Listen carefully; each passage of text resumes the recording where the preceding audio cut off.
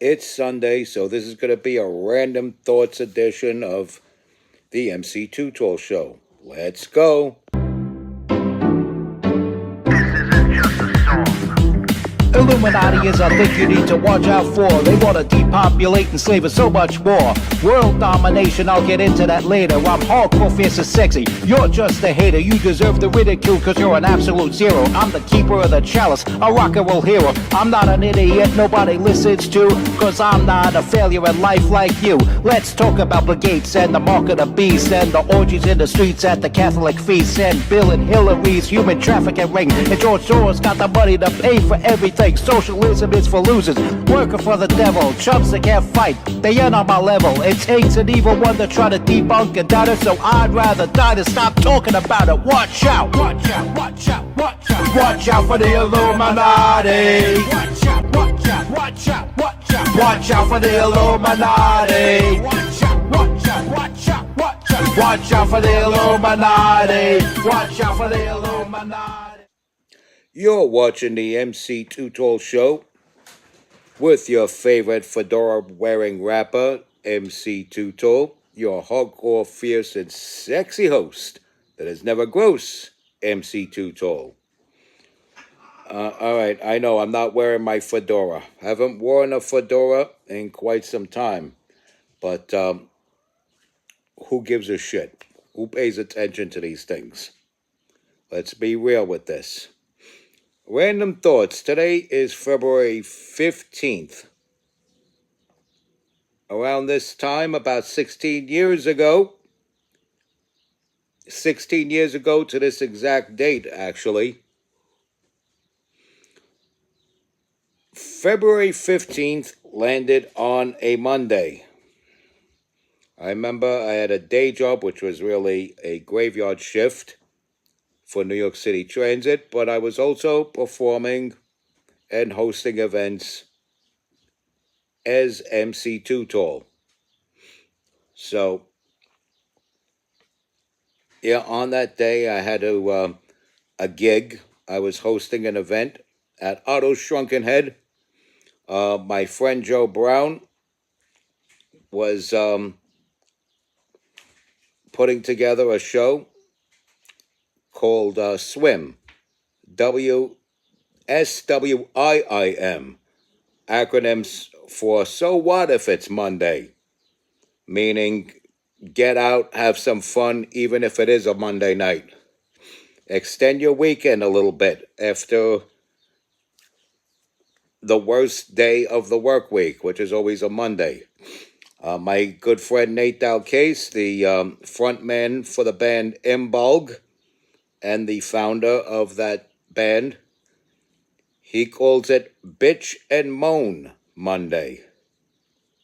But we still got gigs to do on a Monday, or at least had back in 2010. And yeah, I got to host a few acts there, thanks to my friend Joe Brown, who booked me as the host. And it was the second of 3 months in a row of me hosting the swim party. 3 months in a row of me hosting the swim party. And it's like, for the sake of the event, I wanted her to continue having a variety of hosts. I wasn't against doing it. I it's not that I didn't like hosting it, but I was thinking selflessly of having her give the audience a mixed package, a revolving door of hosts. Because if you see the same face too often, you get tired of it. But it was requested. I came down, did my thing. Jonesy from the Bloody Muffs headline doing a solo set of Bloody Muff songs. The bass player of the Bloody Muffs Jessica Carmen also had a side gig playing the banjo, and she referred to that act as the fabulous Jessica Carmen and her flaming punk banjo. And to this day, I wonder if she ever flamed out the skin on her banjo to give it a nice flaming paint job. I don't even know if she's even doing music anymore. And to be honest, I don't even know where Jonesy is anymore. But I hope the both of them are doing well. I hope my friend Joe Brown is doing well, who happened to be the Bloody Muffs manager and road manager. So I hosted that. I remember a band called Dr. Hyde and the Scouts, and another band that I had booked a while back called Have Gun Will Travel. And it was a good show. It was a very nice show. I believe working the door was, if you're familiar with the vampire community, Father Vincent, who was the co-founder of the House of Sabretooth. And rather than get into that story of how they split up, where Sebastian kept the original Sabretooth name while Vincent called his faction Sabretooth Omega. And I don't know too much about that to talk much about it. So that's the little bit I know about it. And there's different stories of how and why the two of them had a falling out. And I don't even know if prior to the passing of Father Vincent, if Vincent and Sebastian had ever made peace with one another. But yeah, Father Vincent worked the door that night.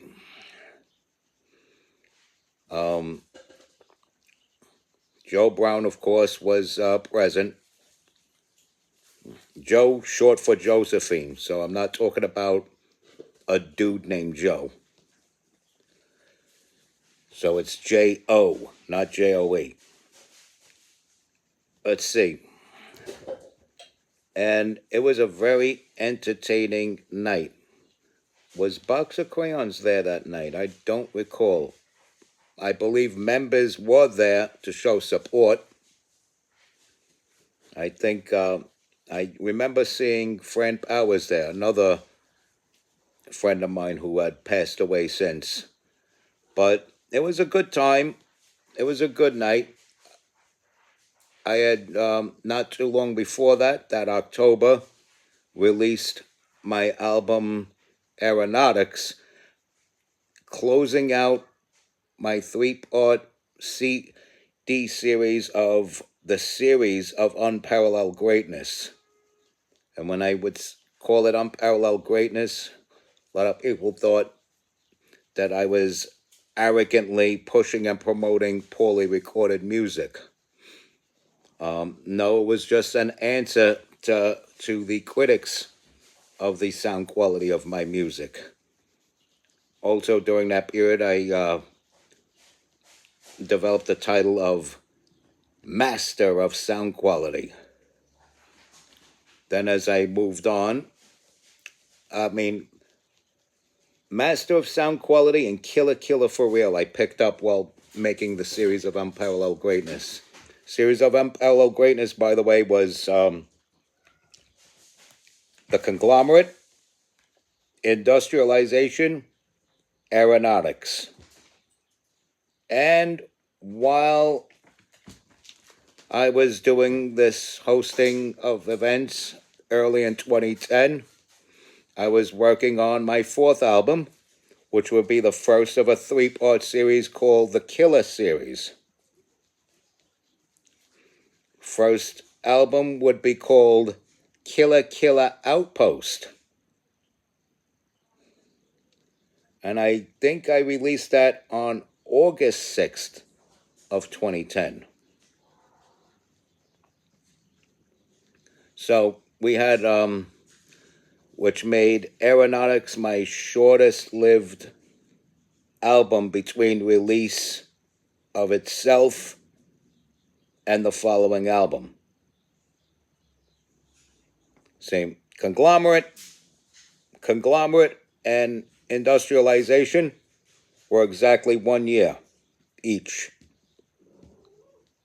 Actually, no. Conglomerate was exactly 1 year. Then I released Industrialization on September 1st the following year. So September 1st, 2007 was the Conglomerate. Industrialization was September 1st, 2008. So, yeah. So the longest lived album was A Fiery Red Horse, which would be the second installation of the Killer series, fifth overall solo album of MC Too Tall. And let me explain something. There are a lot of people that loved my music until they found out my political affiliation, and then they stopped liking my music. Kind of like what Nicki Minaj is going through now, only on a much smaller scale. I'm a very popular local entertainer, but I'm not like nationwide. You know, in New York City, people know who MC Too Tall is. You go around the Lower East Side, East Village area, people know who MC Too Tall is. You go around downtown Brooklyn or my native Gravesend neighborhood or the neighboring neighborhood of Bensonhurst, people know who MC Too Tall is. The only difference is locally where I live, people also know me as Johnny Muscle. Obviously. But anyway, moving right along, my advice to people this Sunday would be avoid the white trailer trash who hoard cats in heat in their house. They hoard feral cats in their house that go into heat, and when they try to present themselves as superstars, you hear these cats screaming because they're in heat. And yeah, you want to avoid characters like that. But anyway, moving right along, as they say. Moving right along. 16 years ago today, I hosted the February edition of Future of Rock Presents Swim. And I didn't get to perform as a performer, but I got to host that event. It was January 18th that I hosted the January installation. Then I did the February installation. Then I also did March, and I think I may have been one of the performers in the March one, if I'm not mistaken. I think I assembled some rappers that I know, Chaz Kangas, and Super King Armor, good friends of mine, good people, and it was pretty cool. I really enjoyed it, and I believe in March I implemented my DJ. I had asked DJ Spaz to DJ for me. You get the idea. So you got to avoid trailer trash. You got to avoid the trailer trash that keeps feral cats in their house. Those people are no good. You can't trust them. They might pick your pockets.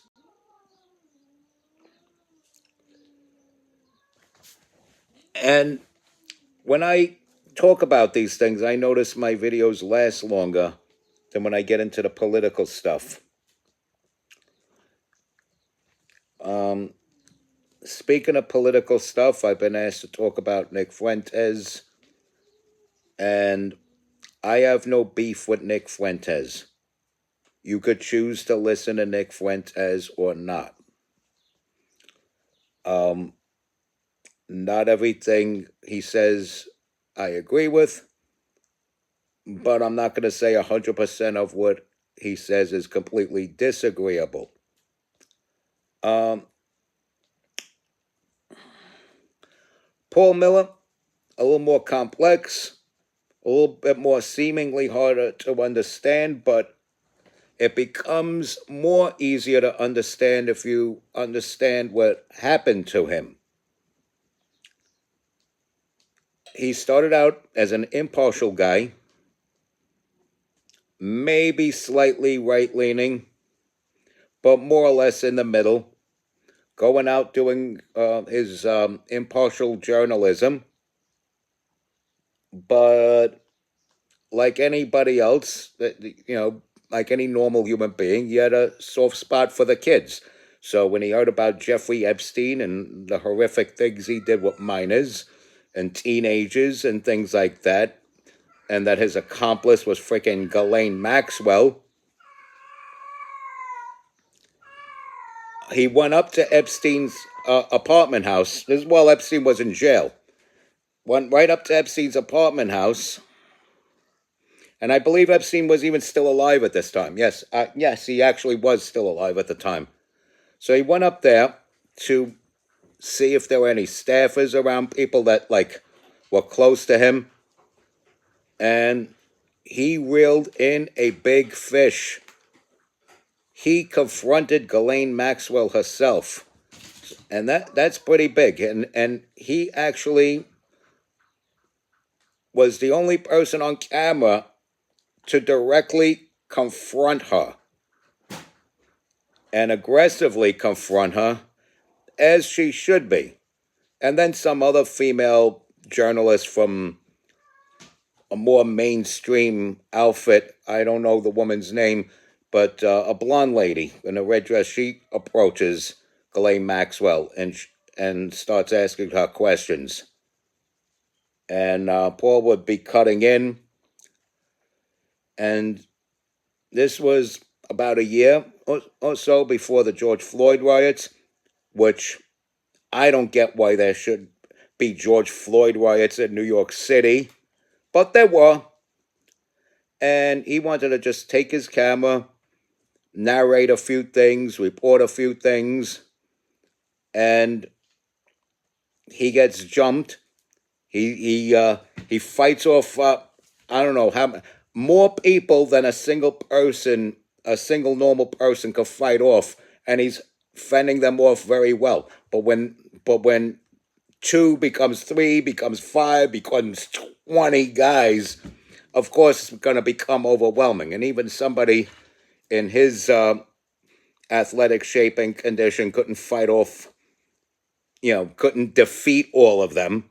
But he was able to fend them off, and unfortunately they stole his ID. They stole a bunch of belongings of his, including his ID, doxed him, threatened him. And so when you see him in the state that he is now, Roman saluting, dressing like the Joker, antagonizing people, it's these bastards that put him in that state. So whether you agree with what he's doing or not, a normal person could kind of empathize because of what he went through. So yeah, I would give him more of a pass than Nick Fuentes, who was merely just canceled. Or Paul Miller, people really wanted to physically confront him and things like that. Nick Fuentes didn't have to deal with that until much later on in life. And it still wasn't at the same capacity as Paul Miller. So if anybody asks me to condemn Gypsy Crusader, No, I don't. And whether these guys are still MAGA or not, because they believe that Donald Trump and MAGA have been compromised, that's their opinion that they're entitled to. I differ from that, but that doesn't mean I should condemn them because of that difference of opinion. It's merely a difference of opinion. You open dialogue and an open array of opinions means exactly that. I mean, if we could tolerate the 1619 Project, we could tolerate other things, okay? We could tolerate other things. And none of what people like Nick Fuentes or Paul Miller say hurt me. It doesn't hurt me in any way.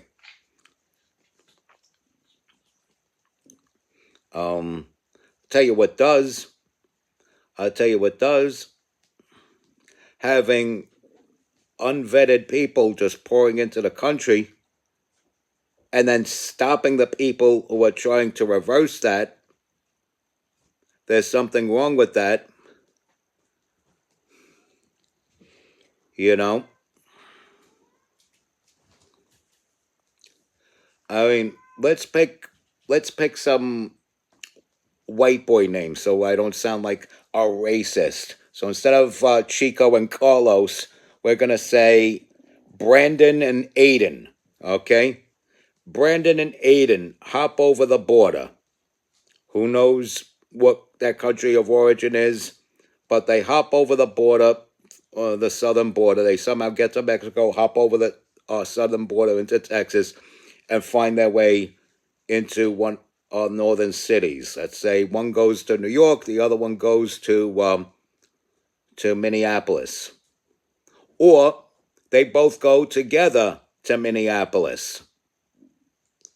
Aiden is a serial killer back home, and he fled to avoid trial and execution in his home country. Brandon is just down on his luck in his home country, and he just wants to make a few extra dollars because they say America's a land of opportunity. And they're hanging out together. Brandon doesn't know that Aiden is a serial killer. But he does know there's at least a 50% chance that Aiden could be a serial killer. The rap sheet of Aiden comes up because I found out on his way to Minneapolis, he murdered somebody in El Paso. And they know who he is. They're looking for him. They find him in Minneapolis, and Brandon's right there next to him. ICE has the right to deport both. And my thing is this. Just because they don't have a rap sheet back home, just because they didn't murder anybody yet when they got to the United States by the time they were caught by ICE, why give them a chance to start up a rap sheet here? See where I'm going with this? It's pretty sick. It's pretty sick. So I'm all for what ICE is doing. And if you interfere with ICE agents have the right to defend themselves, and it shouldn't result in somebody dying, but you are taking the risk when you interfere with an ICE operation. Please don't do that. Respect God, watch out for the Illuminati, like, follow, share, comment, subscribe, stay strong, keep kicking that slang.